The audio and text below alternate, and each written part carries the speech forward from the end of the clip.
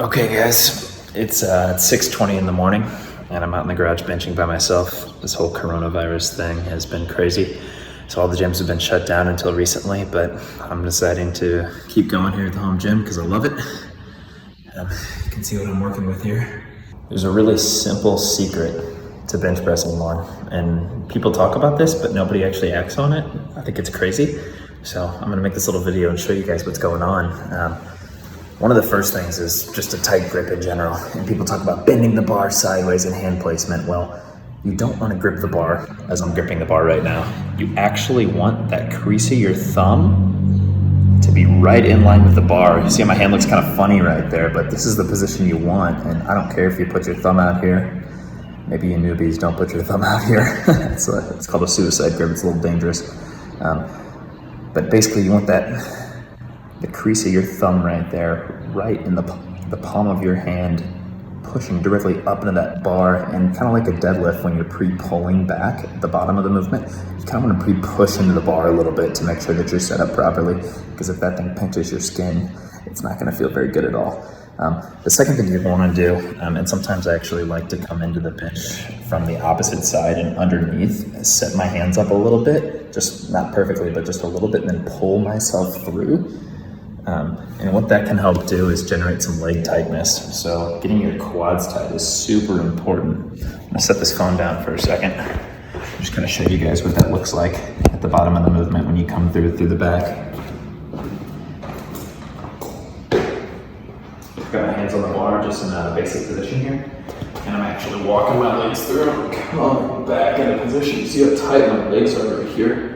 And it's okay if your feet are up in the air, but my legs are tight. I mean, they're so tight that, yeah, I can butt drive myself off the bench, right?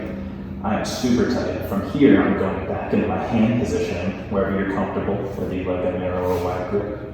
Going back into my hand positioning right here, and I'm taking a grip on the barbell. I'm rolling it all the way forward in the neck, which is super, super important. At this point, I'm actually pinching my shoulders together by retracting my scapula. So I'm pinching my shoulders together. Yes, there is room underneath here. You can see my other hand coming through the back.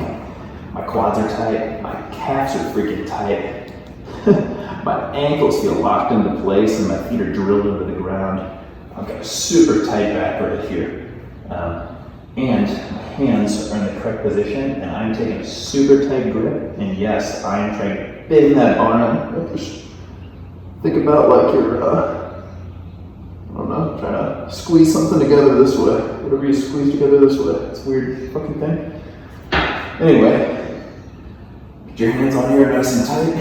And then the biggest secret is going to be a huge deep breath. And you don't want to let that breath go whenever the weight's coming down or it's coming up. Do not let that breath go on the way up. Let it go at the top of the movement and pause for a quick second, okay? Especially when you're dealing with heavy weight. When you're dealing with lighter weight, do your thing, but when you're dealing with heavier weight, seriously, keep that breath held. It's protecting your organs. It's bracing your core. Breathe into your balls, as Elliot Holst would say. Just breathe real deep into that belly, and then you should be able to feel your belly coming up whenever you breathe. It should be that tight. I'm gonna give you an example here at 3 reps.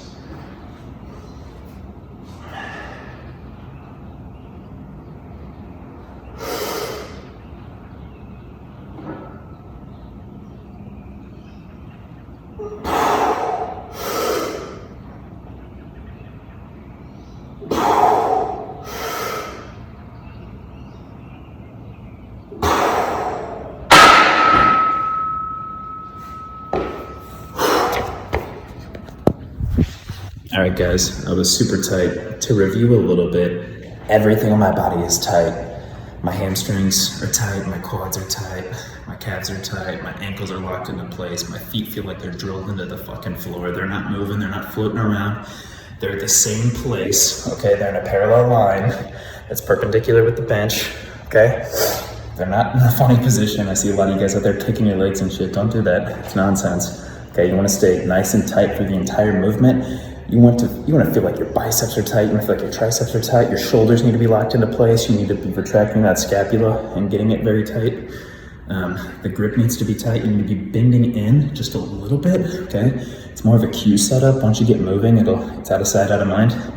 You won't be thinking about it, but it's super, super, super important to do it, especially when you're initially lifting the bar off the rack.